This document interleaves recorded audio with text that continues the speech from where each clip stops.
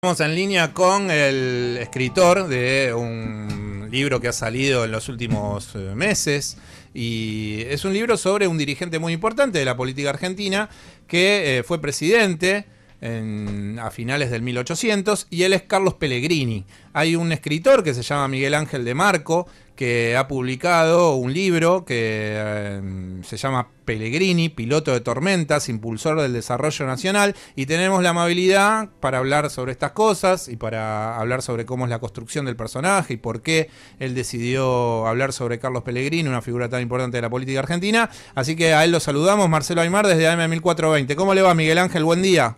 ¿Qué tal, Marcelo? Buen día, ¿cómo estás? Bien, muy bien. Bueno, como primera pregunta y para poner un poco en contexto al personaje, Carlos Pellegrini es como una especie del Duhalde del 1800, porque él agarra el gobierno siendo vicepresidente. Es un contexto en donde él obviamente iba con una fórmula que era la de Juárez-Celman, pero Juárez-Celman cuando renuncia, él tiene que tomar de apuro, hacerse cargo de la presidencia de la República Argentina, también por un periodo bastante similar al de Duhalde, 2 años, y en un momento en donde la política económica de la Argentina empezaba a tener crisis de deuda. ¿Cómo puede contextualizar ese momento en donde Carlos Pellegrini asume la presidencia de la República Argentina? Bueno, en realidad hay muchas diferencias entre una y otra personalidad porque son de diferentes momentos de la historia argentina, de tiempos en que las circunstancias, de las ideas, etcétera, eran diversas. Pero sí, efectivamente, le tocó a Pellegrini soportar una serie de dificultades en un momento en que el país estaba realmente en una situación muy, muy difícil, ardía el país políticamente y económicamente. Se puede decir que esta crisis económica y política se produjo después de que fue presidente Roca e impuso a su cuñado Miguel Juárez-Celman, que era un cordobés, como presidente de la República, ¿no es cierto? Y vicepresidente fue Carlos Pellegrini. Juárez-Celman se cortó solo, por decir de alguna manera, del partido que encabezaba Roca y empezó una gestión en la cual concentró los instrumentos políticos y desde el punto de vista económico se largó a realizar grandes gastos, ¿no es cierto? Una serie de construcciones superfluas, etcétera. Sí. Desde el punto de vista político se le llegó a decir el único, es decir, era bueno, siempre hay similitudes en la historia, era el único, o la cabeza, el que mandaba más y al que poco le podían decir algo del Partido Autonomista Nacional que estaba en el gobierno. Sí, lo llamaban el gringo también. A Pellegrini, sí, por el tema de su mamá, ¿no? Que era inglesa y había su mamá era inglesa y su papá era francés. Bueno, Pellegrini como vicepresidente, ¿no es cierto? Después que se produce la revolución de 1890, en que cae Juárez-Celman, renuncia y se retira a la vida privada, Pellegrini se hace cargo del gobierno, ¿no? Sí. Y era realmente económicamente una situación de escombros. Y él en un año y medio, 2 por lo menos, enderezó la nave política y económica del país. Sí, era hijo de un francés, o mejor dicho, de un saboyano. En ese momento era una región que se disputaban o estaban siempre entre Francia e Italia. Carlos Enrique Pellegrini, un gran pintor, también fue ingeniero, y su mamá, una inglesa, hija también un ingeniero que había venido a hacer el puerto de Buenos Aires en la época de Rivadavia, pero que finalmente no pudo concretar su misión. Sí, eso en el libro está bien explicado y hasta es medio risueño, porque usted cuenta que lo llama Bernardino Rivadavia a hacer la construcción, el diseño del puerto de la ciudad de Buenos Aires, y como eso después se frustra, termina siendo retratista, y como tenía la verdad que un pincel y una mano muy destacada en esas labores, termina como ganándose el pan de cada día, siendo uno de los retratistas más solicitados de la sociedad porteña de aquel entonces. En realidad, lo que quería tratar de consultarle también era lo de Carlos Pellegrini en tanto su visión política, porque habla de una dualidad que siempre tuvo la República Argentina, que es esta Argentina agroindustrial y esta Argentina agroexportadora y esta Argentina que tiene un modelo industrialista y que él empieza a fomentar desde un comienzo,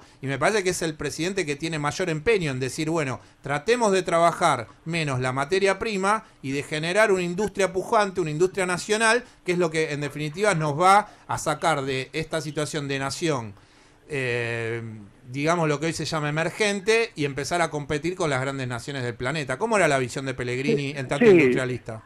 Pellegrini desde la juventud, ¿no? Como diputado, después como senador, siempre sostuvo, junto con un grupo muy pequeño de argentinos, que había que promover todo lo que fuera la manufactura. Primero había que industrializar el país y después fomentar el libre cambio, ¿no? Iniciar, ¿no es cierto?, desde el libre cambio y más adelante hacer industria. Es decir, primero generar las bases sólidas del desarrollo nacional mediante la propia industria nacional.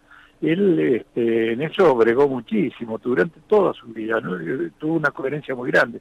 Cuando ya había sido presidente, etcétera, la revista Cara y Careta publicaba una caricatura en que estaba él con otro gran industrial y economista que era Tonskrit, los dos vestidos con ropa confeccionada en el país, en una época en que todo se compraba en Inglaterra, porque y realmente ellos iban por las calles de Buenos Aires vestidos con la excelente tela argentina para demostrar que realmente teníamos condiciones como para hacer algo más que exportar trigo y ganado, ¿no? Sí, sí. Buenos días, Miguel Ángel. Alejandra Álvarez nos saluda. ¿Qué tal, Alejandra? ¿Qué tal? Bueno, justamente en la portada del libro, que es lo primero que uno suele mirar, usted lo define a Pellegrini como piloto de tormentas e impulsor del desarrollo nacional, una gran definición. Quería saber puntualmente por qué esta referencia a piloto piloto Esa referencia, en realidad, la expresión no es solo mía, sino una expresión que se acuña en la época de Pellegrini. Digamos que el primero que lo utilizó fue su gran amigo Paul Grusac, ¿no? Sí. Y se refiere justamente a las tormentas del año 1890, a la revolución del 90, la revolución nacional de la Unión Cívica, que da origen a la Unión Cívica Radical, a los problemas económicos de ese momento, que él, insisto en lo que se decía antes, pudo resolver con puño muy fuerte y sobre todo enderezando, ¿no? El caos y un gran desorden económico que se había generado en la época de Juárez Celma. Y ahí que se lo consideraba piloto de tormenta, ¿no? En un momento tormentoso para el país, él había logrado enderezar la nave y conducirla a buen puerto. Eso más o menos es lo que quiere significar esa expresión. Y yo la tomé porque es así como él pasó a la historia, ¿no? Como el piloto de tormentas. Y bueno, propulsor del desarrollo nacional, por lo que hemos venido diciendo hasta ahora, ¿no? Sí. Él entendía que el país tenía que progresar como Sarmiento, ¿no? Tenía la idea de que este país iba a desarrollarse cuando tuviera una gran educación, una educación desarrollada a la altura de los Estados Unidos, ¿no es cierto?, que era el gran modelo de la época en materia educativa, y cuando tuviese sólidas bases también de tipo económico. Y efectivamente eso es un débito que tenemos. Ahí en el libro yo cito una frase de Pellegrini, ya en los últimos años de su vida le escribe a Estanislao Ceballos, otro gran argentino, y le dice que todo indica que para fines del siglo XX, es decir, hace muy poco tiempo, la Argentina va a ser la gran potencia de América, siempre y cuando, dice, los argentinos no hagamos algo en contra para que esto no ocurra. Y efectivamente esto sucedió porque teníamos y tenemos todavía todos los elementos para constituirnos en una potencia económica de primer orden, ¿no? Con un desarrollo político, educativo, etcétera, pero por diversas circunstancias hemos ido, ¿no es cierto?, de tropiezo en tropiezo, sin llegar a concretar alguna vez una línea que nos lleve a ese desarrollo pleno, integral, en todos los aspectos, ¿no? Miguel Ángel... Él fue, digamos que como un profeta, desgraciadamente, de lo que no ocurrió. Miguel Ángel, buen día. Luciana lo saluda. Buen día, Alicia. ¿Qué tal? Dentro de la investigación, imagino que uno, al conocer tanto un personaje, ya sea político o personalmente, termina como encariñándose con él mismo. Mi pregunta iba con respecto a si hay algún aspecto de su historia, de la historia de Pellegrini, que usted dijo, qué lástima que esto no ocurrió, ya sea política o personalmente. Bueno, en realidad él, como digo, la gran frustración de Pellegrini, que él alcanzó a ver, pero es decir, frustración fue que no se hizo todo lo que él pensó respecto de ese desarrollo de la industria nacional, sobre todo, ¿no? Y también porque él mismo, que perteneció a un sistema político, un sistema en que también el fraude era una costumbre generalizada en todos los partidos de la época, ¿no? Inclusive aún en un partido que después alcanzó una gran vigencia democrática como la Unión Cívica Radical. Y Pellegrini, que había surgido en la época del fraude, que lo había practicado como todos, ¿verdad?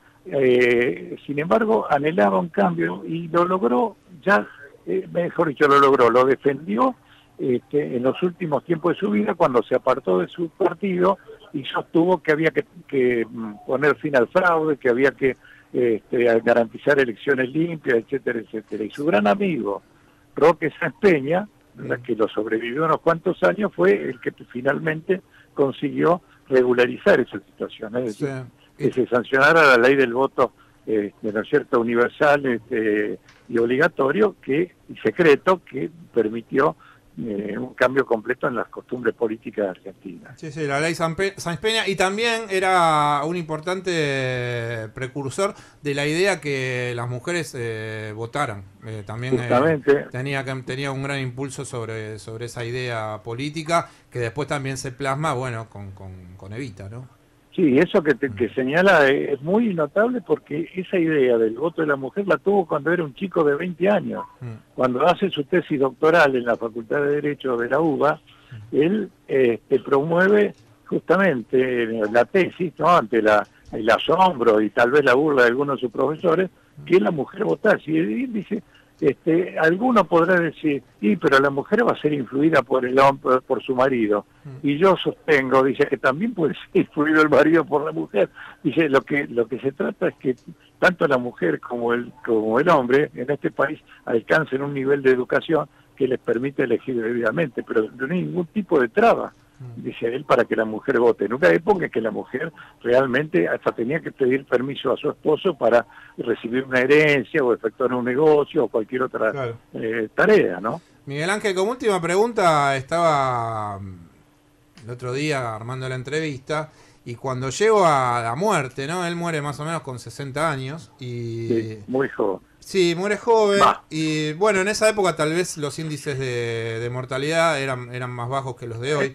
Eran más bajos, pero de todas maneras vivían ya cerca de 70 la mayoría. Sí, igual lo que me parecía interesante para poder dialogar con usted y cerrar esta entrevista es que él muere supuestamente de neurastenia, y la neurastenia es un trastorno neurótico que se debe por un cansancio inexplicable que aparece después de realizar un esfuerzo mental o físico importante. Básicamente, lo que se dice comúnmente, tiene el cerebro quemado hoy en día. ¿Usted cree que eso se lleva adelante por la cantidad de trabajo político desde muy chico que ha tenido Carlos Pellegrini?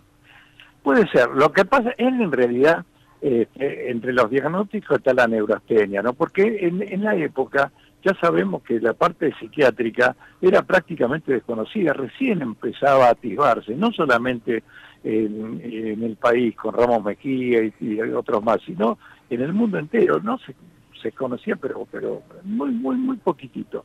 Y entonces determinado tipo de trastornos generales así decían, es un neurasténico. Pero en realidad la causa final de la muerte de Pellegrini fue una enfermedad de tipo renal, una nefritis, que fue la que lo terminó volteando a lo que en la época le llamaban el roble, ¿no? Por su estatura, por su fuerza física, etcétera, y el roble le cayó justamente tronchado por esa enfermedad renal. Sin duda también por ese otro desgaste mental tan grande que le había tenido, no cabe duda, ¿no? Bueno, le decimos a la audiencia que ya está en las librerías desde hace un tiempo, que ya está la presentación que usted ha hecho de este libro hace más o menos un mes y pico, que a partir de ahí se empezó a motivar en este programa el impulso para poder hablar con usted y bueno, que lo lean, ¿no? Que la audiencia que lo lea, que es un trabajo que yo todavía no he terminado de leer, pero sí me parece que es muy intenso y que tiene un trabajo de investigación muy interesante y que tiene que ver con Carlos Pellegrini, que fue un presidente de la República Argentina más o menos a finales del 1800. Así que muchísimas gracias por estas palabras, por estos minutos y que tenga buen fin de semana, Miguel Ángel. Bueno, lo mismo a ustedes y muchas gracias.